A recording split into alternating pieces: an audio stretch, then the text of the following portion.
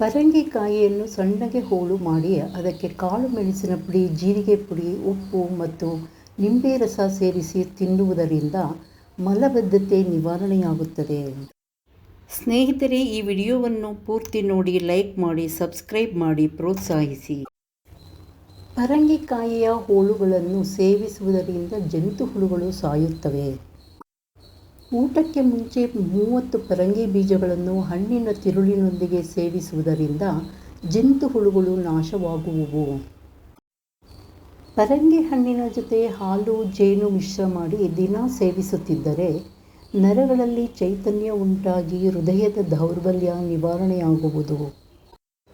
ಪರಂಗಿ ಹಣ್ಣಿನ ತಿರುಳನ್ನು ಚರ್ಮದ ಮೇಲೆ ಆಗಾಗ ಲೇಪಿಸಿ ಸ್ವಲ್ಪ ಕಾಲ ಬಿಟ್ಟು ತೊಳೆಯುವುದರಿಂದ ಚರ್ಮದ ಮೇಲಿನ ಕಲೆಗಳು ನಿವಾರಣೆಯಾಗುವುದು.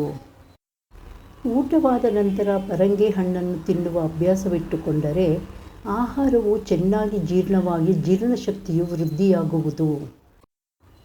ಪರಂಗಿ ಎಲೆಗಳನ್ನು ತೊಳೆದು ತಿನ್ನುವುದರಿಂದ ಕರುಳಿನ ಕ್ರಿಮಿಗಳು ನಾಶವಾಗುತ್ತವೆ. ದೋರು ಪರಂಗಿಕಾಯನ್ನು ಸಕ್ಕರೆಯೊಂದಿಗೆ ತಿನ್ನುವುದರಿಂದ ಜಂತುಹುಳುಗಳು ಸತ್ತು ಮಲದ ಮೂಲಕ ಹೊರಬೀಳುತ್ತವೆ. ಪರಂಗಿ ಹಣ್ಣನ್ನು ಸೇವಿಸುವುದರಿಂದ ಮೂಲವ್ಯಾಧಿ ಮತ್ತು ಯಕೃತ್ ದೋಷಗಳು ನಿವಾರಣೆಯಾಗುತ್ತದೆ.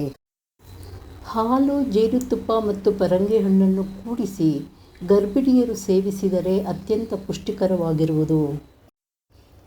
ಪರಂಗಿಕಾಯಿಯ ಸಿಪ್ಪೆಯನ್ನು ಗೀರಿದಾಗ ಅದರಿಂದ ಹೊರಬರುವ ಹಾಲು ರಸವನ್ನು ಗಾಯದ ಮೇಲೆ ಹಾಕಿ ದಪ್ಪ ಸಿಪ್ಪೆಯನ್ನು ಹರಿದು ಗಾಯದ ಮೇಲೆ ಕಟ್ಟುವುದರಿಂದ ಗಾಯ ಶೀಘ್ರವಾಗಿ ಗುಣವಾಗುವುದು.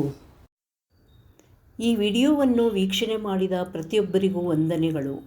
ಮರೆಯದೆ ಸಬ್ಸ್ಕ್ರೈಬ್ ಮಾಡಿ.